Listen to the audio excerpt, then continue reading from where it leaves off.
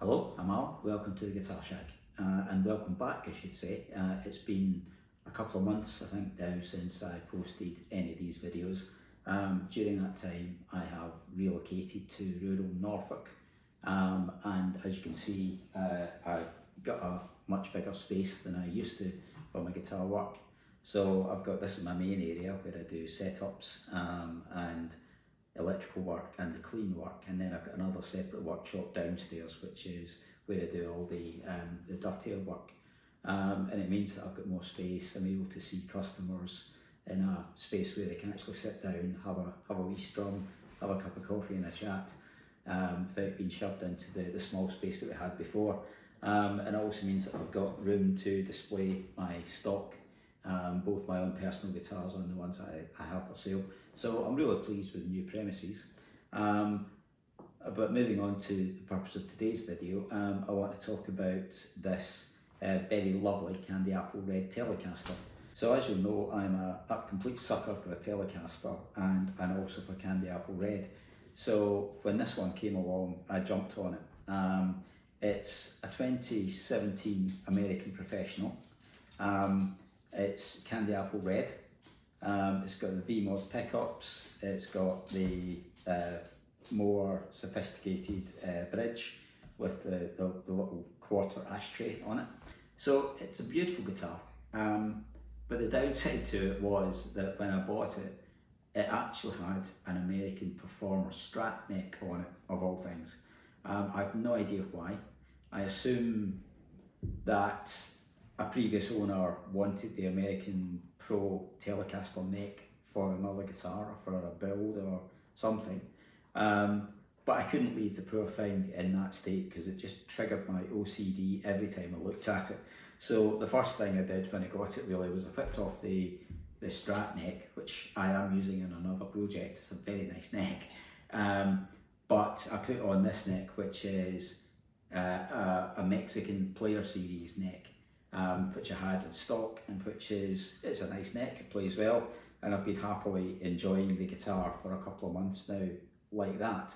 But obviously I'm not going to leave it this way. This is a reasonably high-end American guitar, and I wanted to make sure that I bring it up to the correct standard before I do anything else with it. So to that end, I have managed to secure this roasted maple American Pro 2 Telecaster neck. So exactly the same as the original, but an upgrade in terms of the roasted maple.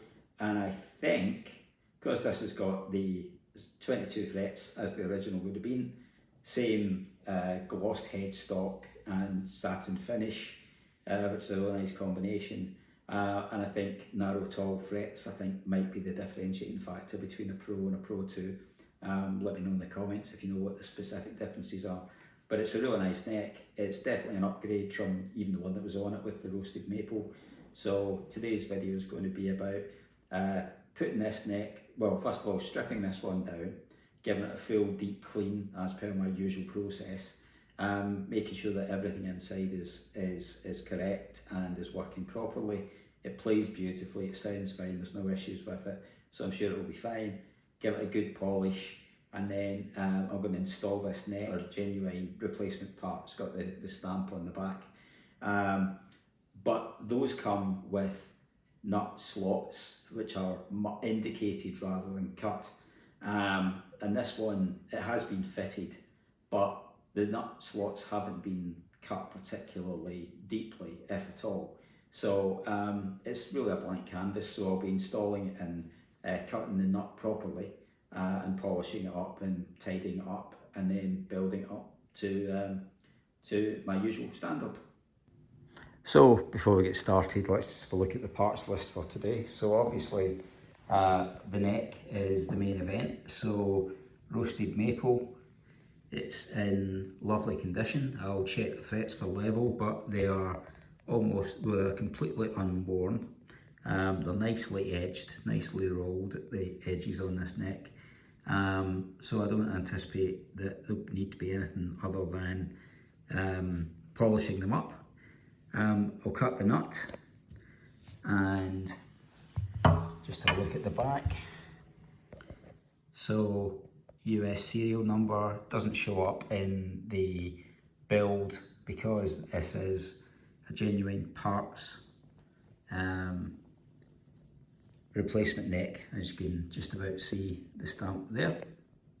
A bit closer in on the stamp and the appropriate markings and stickers, so genuine article. And then that's going to be fitted with these, which are a set of the correct staggered closed modern tuners, which would be fitted to this originally.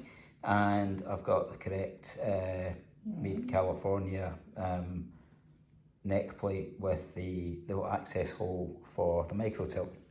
So that's what's going on. So let's start stripping it down.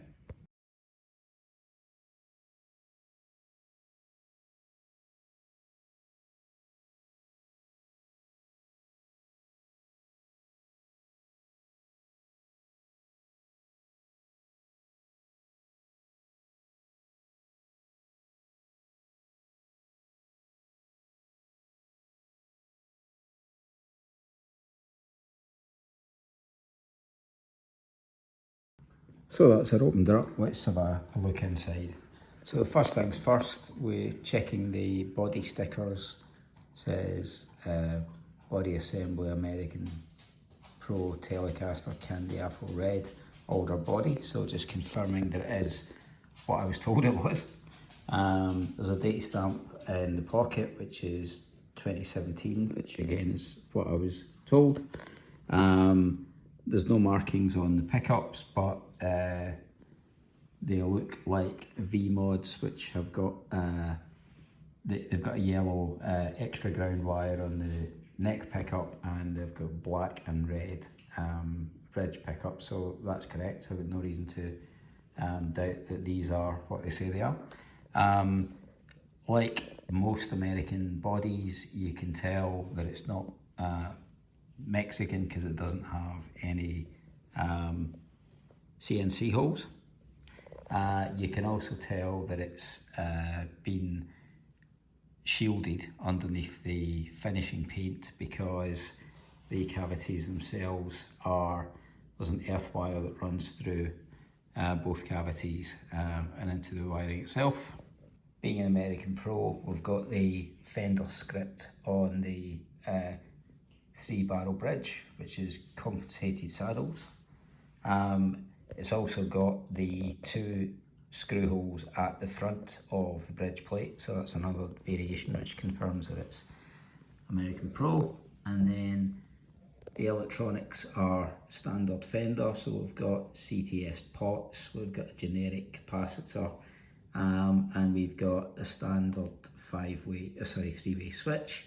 So no fancy wiring on the American Pro. The pickguard again confirms that it's American Pro. So the body itself is in good condition. I'm not seeing any significant problems with it. I'll now proceed to give it a good clean. Inside you just get some polishing compound like you normally do, but overall it's pretty clean. Just needs a quick wipe down and a coat of wax on it, and then we'll get it put back together. So there was absolutely no crackling or scratchiness or anything like that when I play tested the guitar, but I give the electronics a good clean with switch cleaner. Just not because it needs it, but more as a bit of preventative maintenance, really. So for the cleaning process itself, I go over the entire body with naphtha, which is a very gentle solvent, and that will take off any grease and dirt.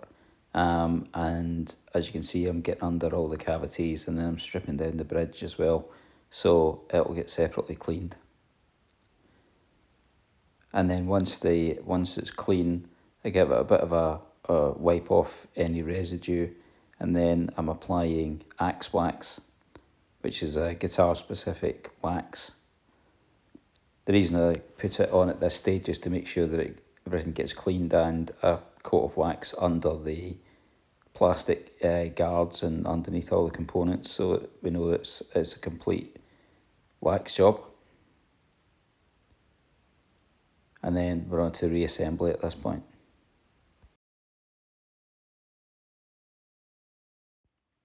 And then we go through the same process on the sides and back. The bridge components get individually cleaned. There's a lot of grease and dirt and crap that builds up on those, so they always come up a lot better by stripping them right down. It's a bit more work, but it's a much better job. So here we have it.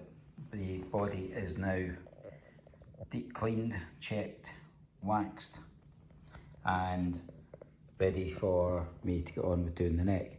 So my general process is first coat of wax on at this stage, as you saw, underneath all the pick guard and all the rest of it, so that's got a good level of protection. It'll then get a second coat of wax when the guitar's fully assembled before I string it up, and then generally when it sells it'll get another clean and waxing at that point, so that it's immaculate at the point of dispatch. So enough for this one, and then on to the neck.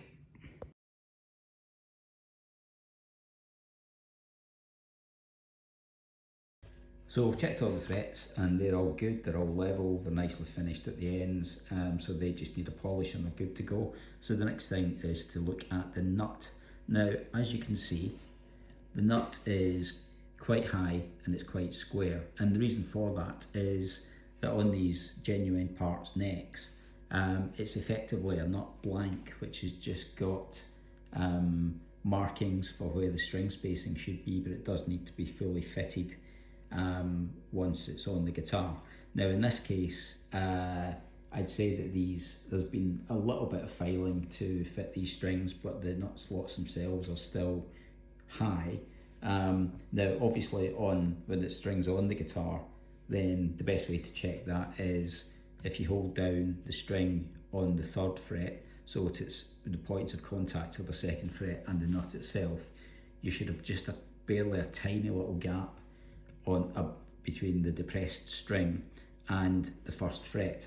Now obviously without the strings on, the second easiest way to do it is just to use a feeler gauge. So this is a 10 gauge feeler gauge.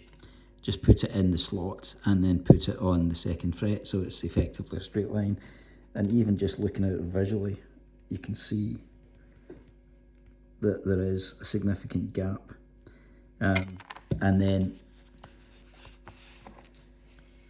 if I put it in any of the slots, you can see that there is a gap there, and you can tell that because how much it drops when you pull it back off the nut. See how it drops?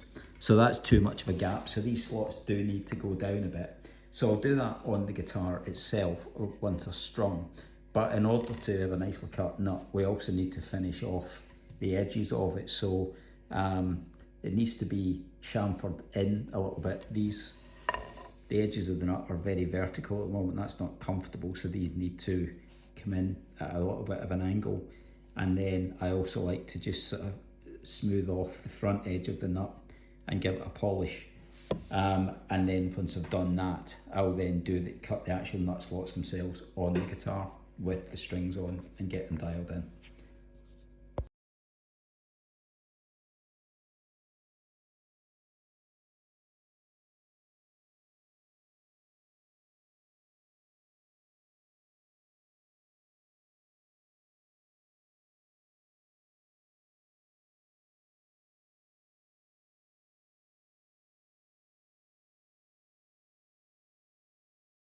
So that's the nut reshaped and polished, and then I'll cut the slots to depth once the strings are on.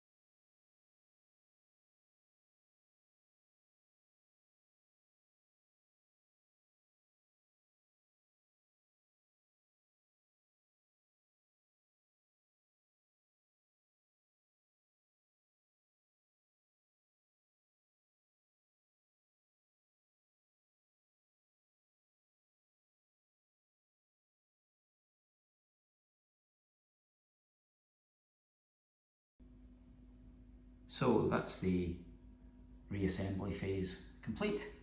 So it's all back together again and ready to be set up. So back down to the workshop to cut the nut. This is where I do the messier, dustier work, which nut cutting definitely is. It's also bloody freezing, so I'm going to go on with it quite quickly. So just to demonstrate what I've got to do here, the current string heights above the first fret are 42, 33, 33, 36, 36, and that one's going to be similar. So you get the picture. Basically what I'm aiming for here is to get the height above the first fret down to a range which is in the teens of thousands.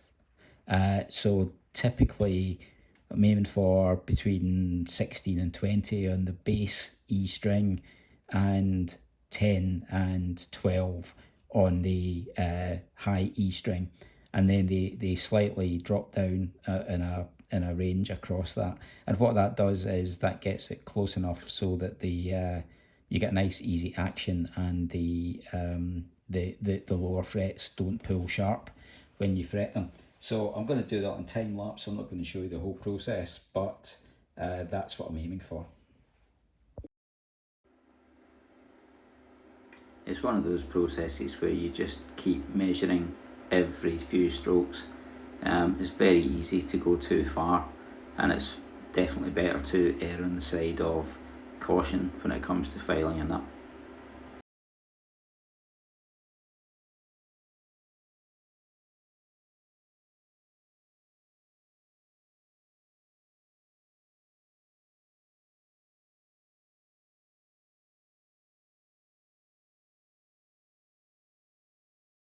So that's the nut heights done, ranging from 18 down to 15 thou. So that's close enough for now. I'm going to do the rest of the setup, and then I will make any little tweaks as a sort of final flourish when it's done. So, setup time. So starting off with the truss rod. So we are at 11 thou to start off with, which is a bad starting point. So just need to tweak it backwards a little bit. So it's maybe an eighth of a turn.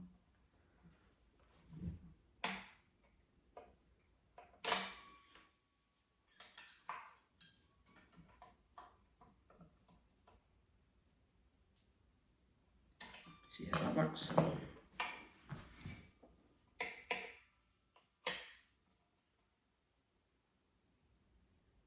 Yeah, that's better, that's 8 thou. So, fine. See where we're at in action terms. So we're at 1.5, just over 1.5 in the low E, and 1.5 on the high E. So the low E is just about right. The high E wants to come down a little bit.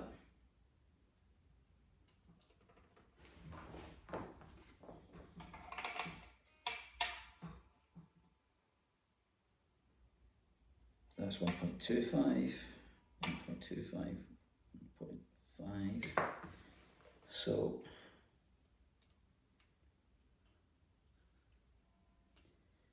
a lot of people will quite rightly use a radius gauge, but I tend to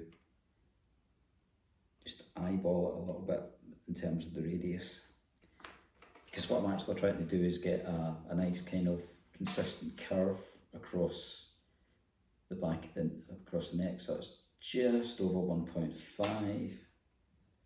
That's well under 1.5, so that needs to come up a bit.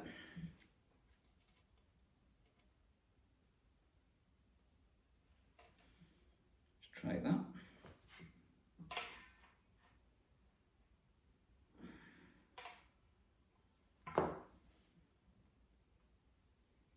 Bit much there.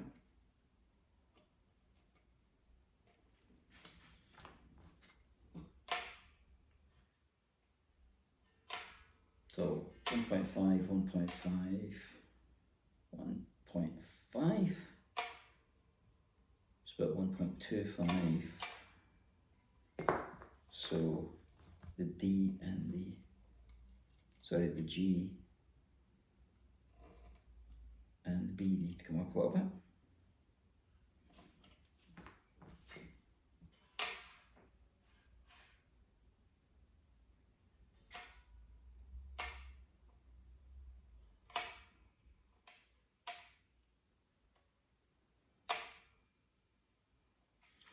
Yeah.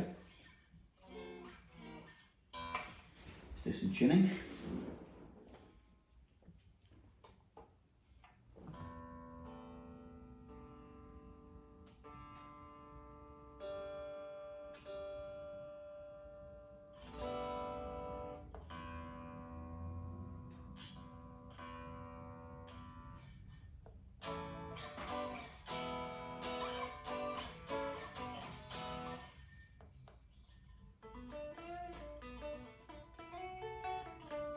Yep, so that's a nice action. I'm going to plug that in and play it for a while, but before I do that, I'm going to do the intonation.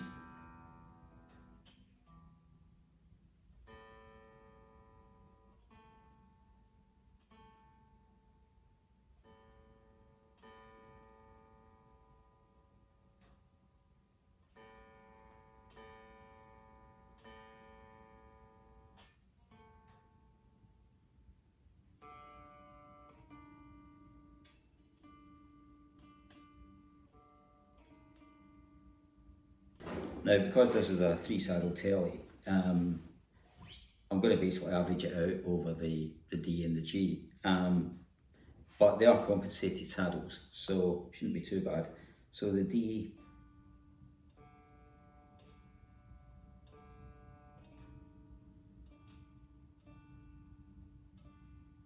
D's slightly sharp and fretted.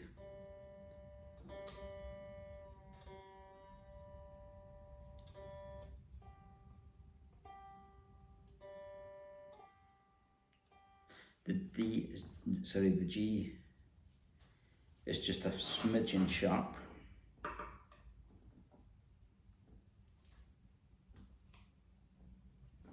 Pull them back a little bit.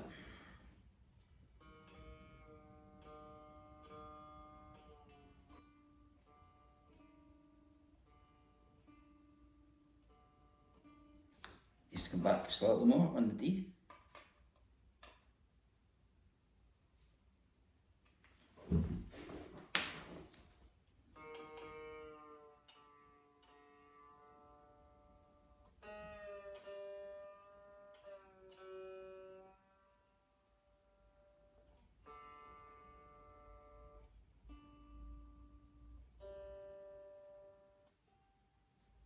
Good enough.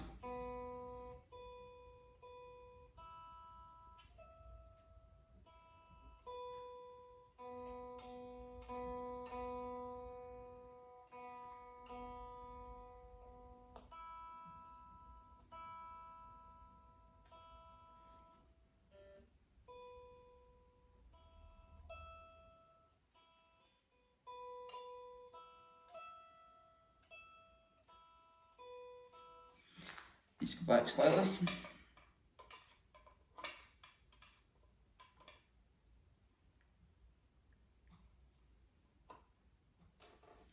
Mind you, I can tell I've been setting up Telecasters for too long, because obviously you saw me take this apart. I just put it back together again, and it's not a million miles away just from eyeballing it, putting it back together.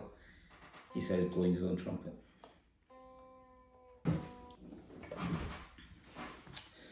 So for these, we're depressing the last fret, and then I'm looking for 64ths, basically 4 64ths as a starting point, and on the bridge that's 4, and then in the treble that's 4. That could do up to maybe 3.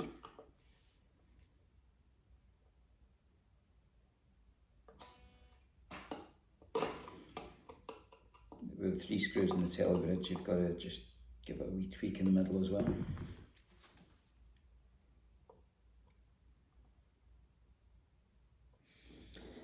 and then with the neck, that's a touch too close. So I'm going to drop that down a little bit.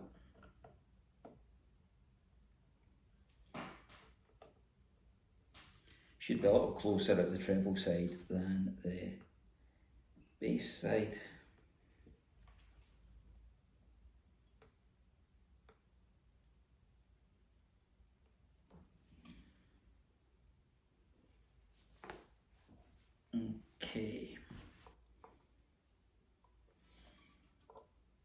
Okay, so that's a good start. The next thing I'm going to do is plug it in and see how it actually plays. So, time for some sounds. So, this is clean.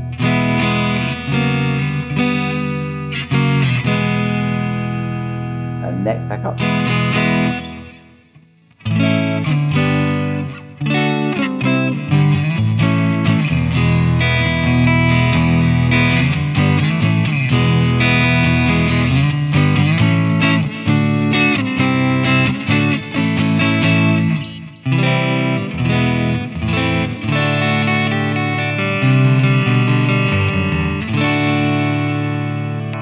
Bridge.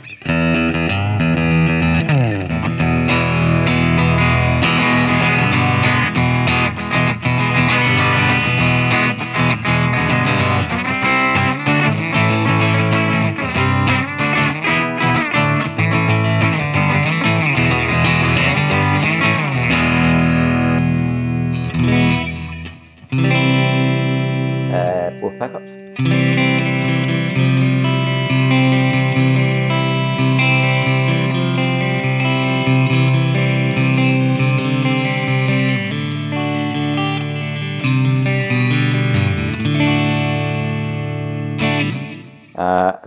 Touch of gain.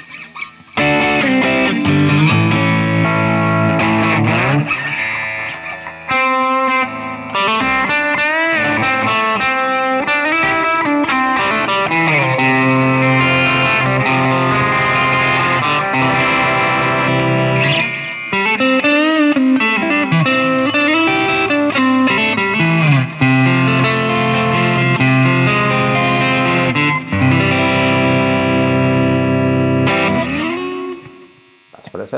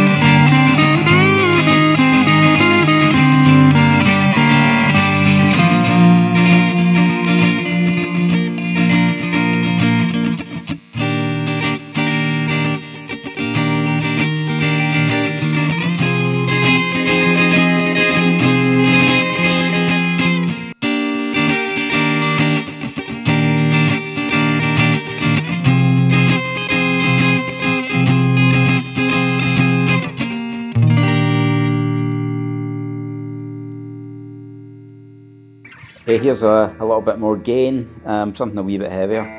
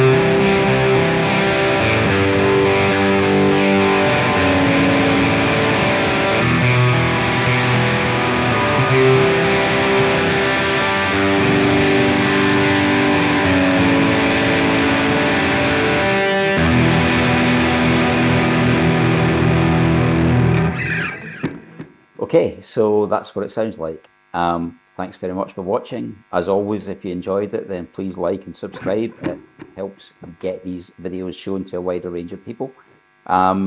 This guitar is absolutely gorgeous. It's one of the prettiest tellies I've ever done. Plays beautifully, sounds really good, and it will be up for sale on my Reverb shop very shortly. So if you are interested in it, either contact me through Reverb or contact me direct through here and let's have a chat. Okay, thanks again and hope to see you back in the shack soon. So this guitar is now up for sale on my Reverb shop. If you just go to reverb.com and search for Alan's Guitar Shack. Alternatively, my website is alansguitarshack.com. Hope to see you there. Thanks a lot.